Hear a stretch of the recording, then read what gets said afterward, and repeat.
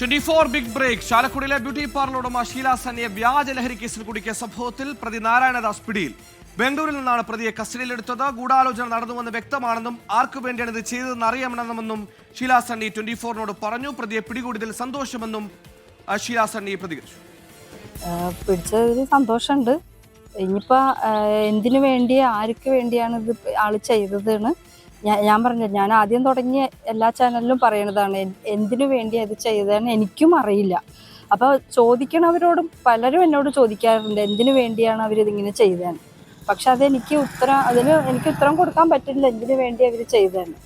അപ്പോൾ ആളെ പിടിച്ചതിൽ സന്തോഷമുണ്ട്. ഈ നാരായണദാസൻ പറയുന്ന വ്യക്തിനെ എനിക്കറിയില്ല.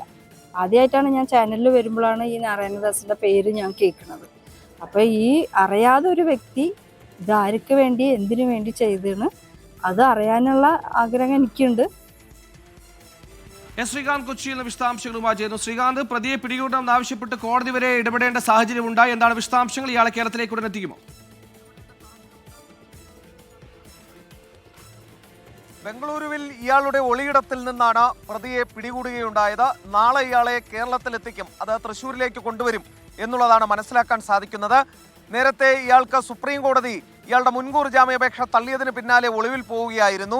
എക്സൈസിന്റെ കയ്യിൽ നിന്നും പിന്നീട് ഹൈക്കോടതി നിർദ്ദേശപ്രകാരം ഈ കേസ് പ്രത്യേക അന്വേഷണ സംഘം ഏറ്റെടുത്തിരുന്നു.